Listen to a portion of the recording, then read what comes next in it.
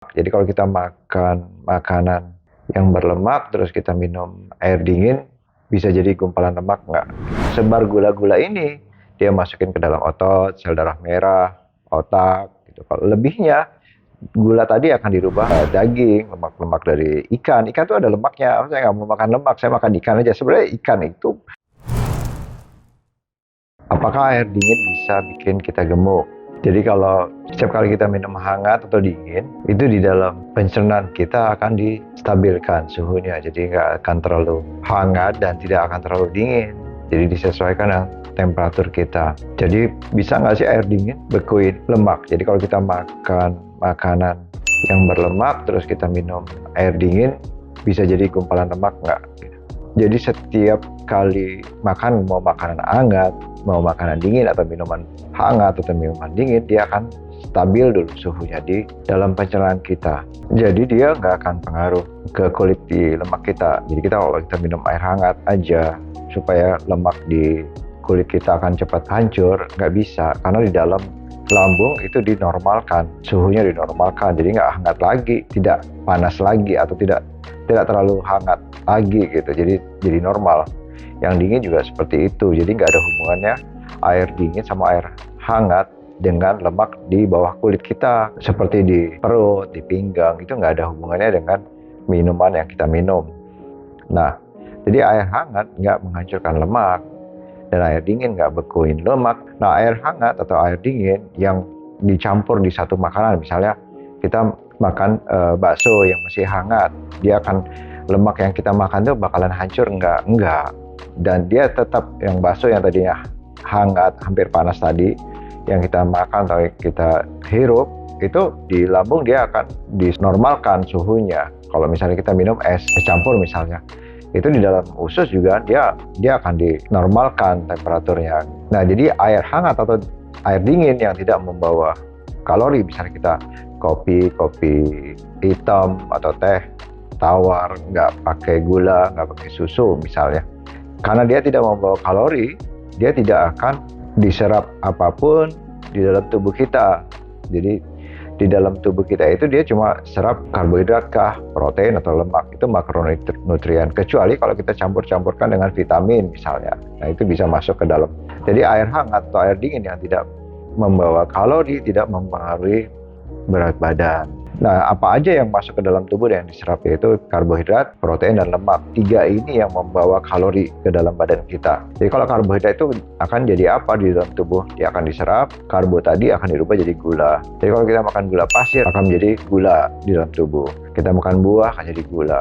Kita makan nasi, mie, roti, karena itu karbohidrat, dia akan jadi gula juga di dalam tubuh. Nah, gula nanti dipakai langsung ke liver manager, dia akan sebar gula-gula ini, dia masukin ke dalam otot, sel darah merah, otak.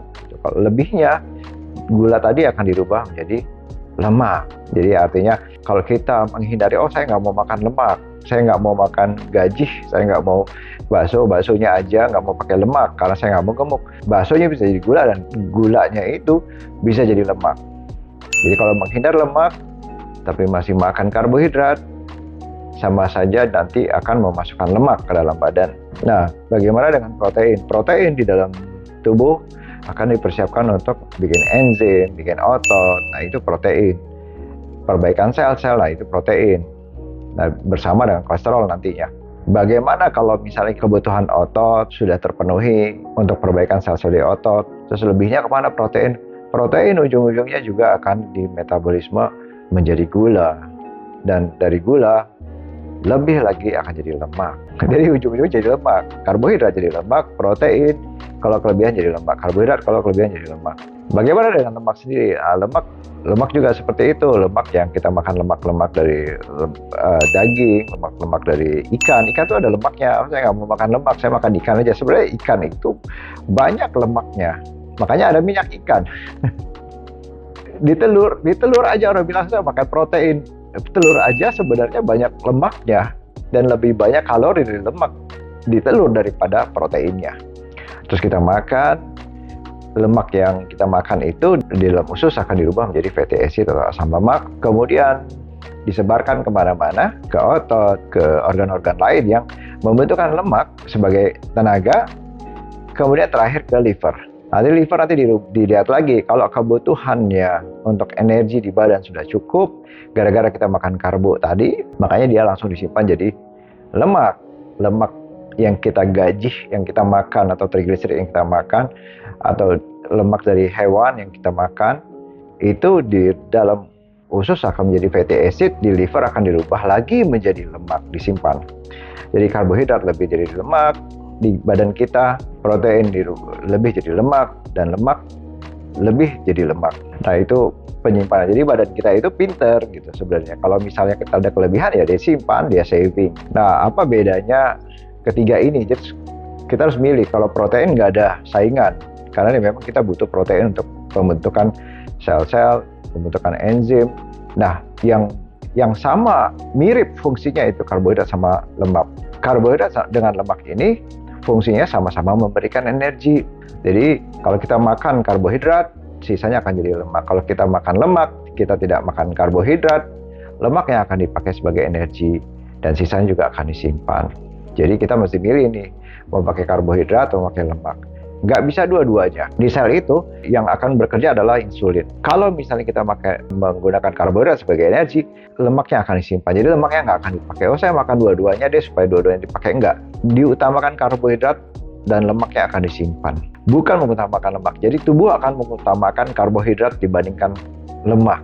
Jadi kalau kita makan nasi goreng, terus kita pakai rendang misalnya atau pakai ayam, nasi goreng akan dipakai tenaga, lemak dari ayam atau dari rendang itu akan disimpan. Kalau saya nggak mau disimpan, orang saya mau kurusin berat badan, gimana caranya? Makan karbohidrat, jangan banyak-banyak, jangan pakai lauk. Atau Anda bekerja lebih, atau Anda olahraga lebih, sehingga apapun yang dimakan akan dibuang sebagai tenaga. Atau Anda makan sedikit karbohidrat, sedikit lauknya. Atau Anda makan banyak dan Anda melakukan intermittent fasting. Misalnya saya makan dari jam 12 sampai jam 7 malam, hanya 7 jam. Makan banyak, tapi sisanya nggak makan lagi. Nah, di situ nanti akan dipecah. Tenaga kita akan berasal dari lemak yang kita simpan. Jadi Anda bukan makan pagi sedikit, makan siang sedikit, malam nggak makan gitu. Jadi Anda makan mungkin dari jam 2, atau mungkin Anda makan 8 jam atau 6 jam, disesuaikan dengan kemampuan Anda, misalnya 8 jam atau 6 jam, dari jam 2 sampai jam 8 malam misalnya, jam 2 sampai jam 8 malam, berada puasa, Anda nggak makan lagi sampai jam 2 siang, nggak makan lagi. Dan pagi-pagi nge-gym nggak pakai makan, hanya minum saja, minum kopi, minum teh yang nggak pakai gula. Kemudian Anda pergi kerja, Anda pergi sekolah tanpa sarapan. Hati-hati kalau Anda sakit mah, jadi ada caranya supaya Anda tidak langsung seperti itu. Kemudian di jam makan baru Anda bisa makan kenyang. Jam 2 siang Anda bisa makan kenyang, jam 7 malam Anda bisa makan kenyang. Jadi tinggal pilih cara dietnya seperti apa. Apa mau makan sedikit, atau saya mau pisah-pisahin, lemak-lemaknya dipisah-pisahin, saya nggak mau makan daging, saya mau makan sate gitu ya. Tapi mau makan sayur-sayuran, itu terserah Anda, itu pilihan Anda. Atau Anda mau makan enak, tapi di jam yang Anda kecilkan. Semakin lama Anda semakin kecil. Misalnya Anda makan cuma 3 jam sehari, dari jam 3 sampai jam 6 sore, setelah itu Anda puasa. Jadi prinsipnya seperti orang puasa ya, pagi nggak makan, siang nggak makan, sore buka puasa. Hati-hati, kalau saya boleh sarankan, tetap kurangi karbohidrat supaya tidak ada lonjakan insulin. Begitu Anda buka puasa, makan dengan yang karbohidrat atau makan dengan yang manis-manis, insulin akan naik, gula darah Anda akan naik. Kadang-kadang di beberapa orang terjadi lonjakan inflamasi atau radang. Ya, tiba-tiba badannya nggak enak, pegel-pegel, karena sebenarnya badan tidak ingin gula yang banyak di dalam badan kita. Apalagi kalau Anda ada diabetes atau keturunan gula, jauh-jauhin aja dari yang manis-manis.